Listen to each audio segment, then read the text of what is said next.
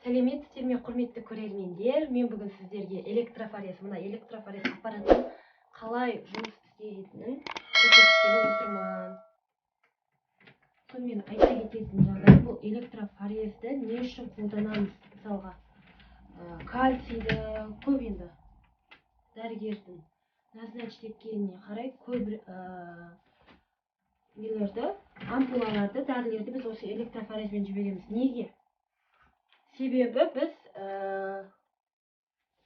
осы электрофорез арқылы, тоқ арқылы, электротоқ форез жіберу, тоқ арқылы баланың осы организмдегі жасушаға прямой керекті витаминді, керекті дәруменді жіберетін боламыз.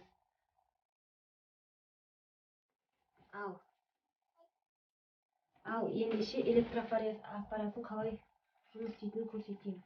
Мынау плюс, қызыл плюс бізде.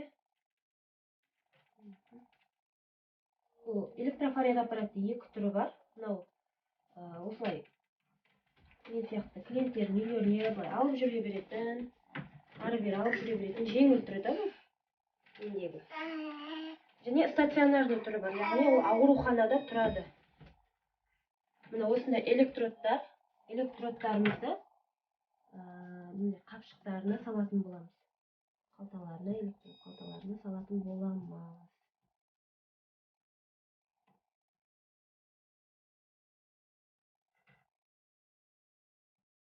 Осылай саламыз. Я балапа. Және де бұл балаға доктор кальцийді назначить еткен. Осылай құя берем. Сразу шприцке құйып, былай құйып жүрмеймін. Плюске осылай керекті ампулаларыңызды құясыздар. Дәрігердің назначениесі бойынша құясыздар ғой. Ал мынаған аскорбиновый кислота жұмысқа.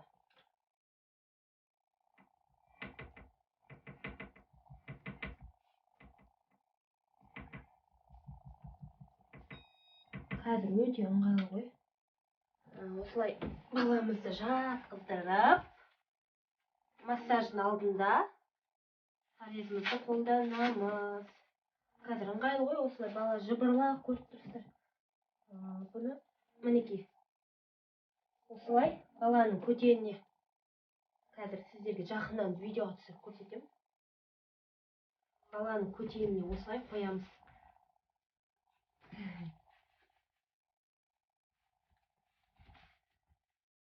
Қазір памперспен осылай жауып қоя саламыз, сонда жыбырласа да онша не қылмайды. Әнекей қойдық. Енді уақытына кірісеміз. Уақыт бізде 10 минут. Қоя берсіздер, 10 минут, 20 минут. Балаларда 5-тен асырмайды, бұл балаға 2 минут. Тоқ күші 2 минут. Осылай басамыз. Мінекей баламыз уже қимылдап кетті, бірақ тоқ барып тұр. Ал ендеше достар, электрофорез аппаратын осылай қолданатын боламыз. Ешқандай қиындық жоқ. Адамның жасаған адам жасайды. Ешқандай қиын емес. Көрдіңіздер, балаға қалай қолданатынымды бәрін по этапына көрсеттім. Ал ендеше достар, менің каналыма тіркелуді ұмытпаңыздар. Жанындағы қоңырауша белгісін басып қойыңыздар ұмытпай. Лайк, комментарий күтем. Қазақ тілі контентті бірге дамытайық.